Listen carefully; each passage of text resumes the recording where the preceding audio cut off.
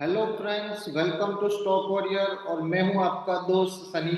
इस वीडियो में हम आपसे बात करेंगे निफ्टी के बारे में। जैसे ही हम प्रीवियस वीक में सभी टाइम आपको बताते हैं कि नेक्स्ट वीक में निफ्टी में क्या होने वाला है, कौन सा टारगेट निफ्टी अचीव कर सकती है और आपका स्टॉप लॉस क्या रहेगा, आपको पोजीशन कैसे बनानी है और किन किन चीजों का ध्यान में रखता है।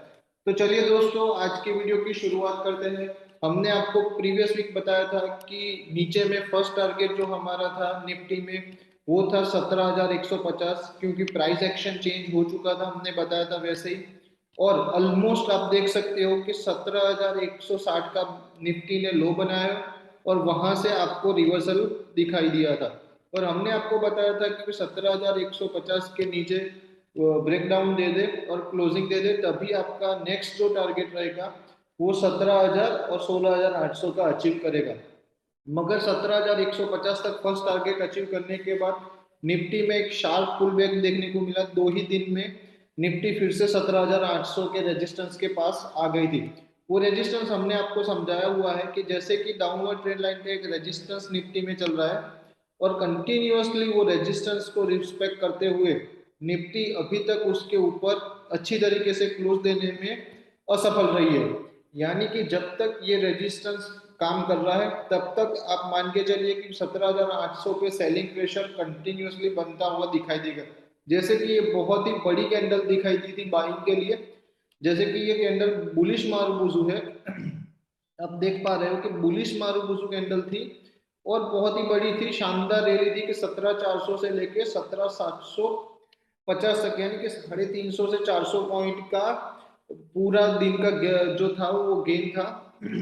मगर तभी भी वो असमर्थ रही थी कि निफ्टी को नेक्स्ट मूव अपसाइड ले जाने के लिए। तो फिर से भी जहां पे रेजिस्टेंस होता है तो आपको ध्यान में रखना है कि भाई आपको वीकली क्लोजिंग भी चाहिए और वीकली क्लोजिंग के लिए भी हमें एक पूरा वीक क्लोज होना देना पड़ेगा। मगर ये एक ही कैंडल के बाद आप देख पा रहे हो कि फिर से निफ्टी अब नीचे जाने की शुरुआत फिर से कर दी है।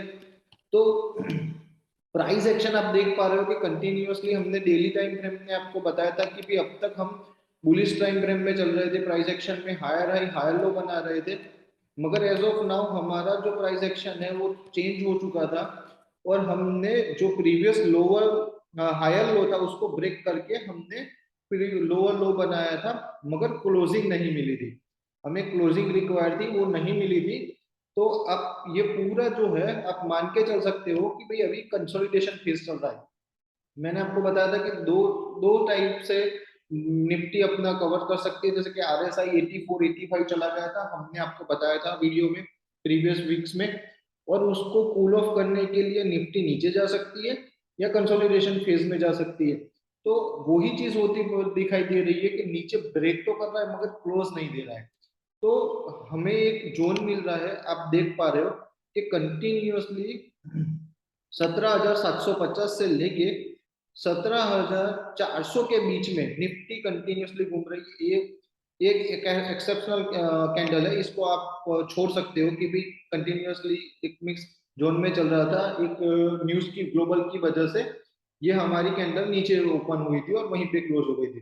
तो इसको निकाल दे तो पिछले 2 वीक से आप देख पा रहे हो कि कंटिन्यूअसली हमारी जो 10 कैंडल है ऑलमोस्ट वो एक ही जोन में घूम रही है। नीचे का जोन है 17,400 और ऊपर का जोन है 17,750 800।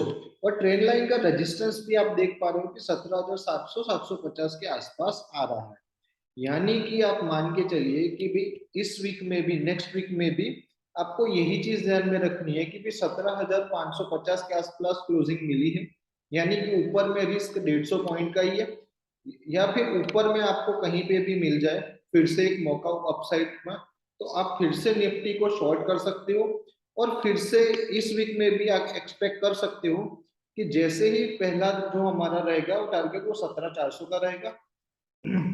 मगर आपको यहाँ पे 17,500 550 पे बेच नहीं देना है जब तक कि आपको एक पुल बैक ना मिले। और पुल बैक 17,650 700 या 750 के आसपास ना आए, यानी कि आप मान के चलिए कि 17,650 से 750 के आसपास मिले तो आप निफ्टी शॉर्ट कर सकते हो with the stop loss of 17,800। या फिर आप पुट खरीद सकते हो। पुट कौन सा खरीदना है, तो आप जो करंट वीक चल रहा है उसका जो 8 सितंबर की एक्सपायरी है उसका 18,000 का पुट आप खरीद के चल सकते हो।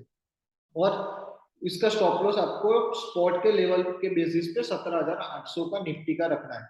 और जब कभी भी ऐसा नहीं हुआ कि यहाँ पे नहीं आई और 17,400 का लेवल तोड़ दे, यहाँ पे आए, तो आपको शॉर्ट करना है और आपको टारगेट रखना है 50 पॉइंट के रिस्क के साथ। पहला टारगेट 17,400 का, और 17,400 को ब्रेक करने के बाद निफ्टी जाएगी 17,150 को फिर से अटेम्प्ट करने के लिए।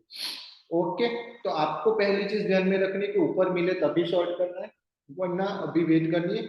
या फिर ये 17,400 का लेवल नीचे में ब्रेक कर दे, 17,400 का लेवल नीचे में ब्रेक कर दे, तब जाके आप शॉर्ट कर सकते हो फॉर द टारगेट ऑफ 17,150।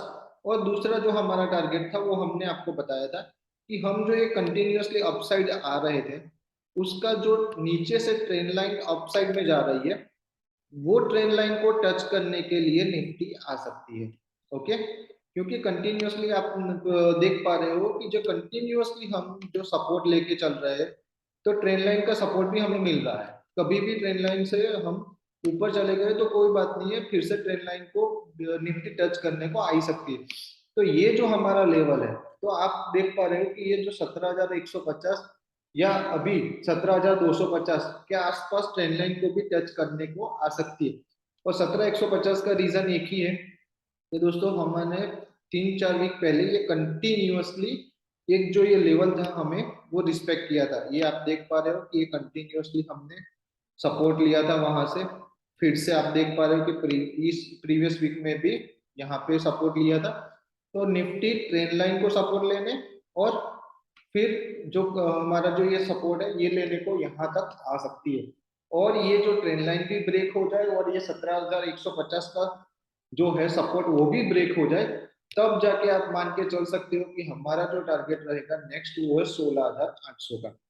यानी कि फर्स्ट टारगेट आप ऊपर में आपको मिल जाए 17,650, तो आपको 400 का टारगेट लगाना है। फिर 17,150 250 का टारगेट लगाना है।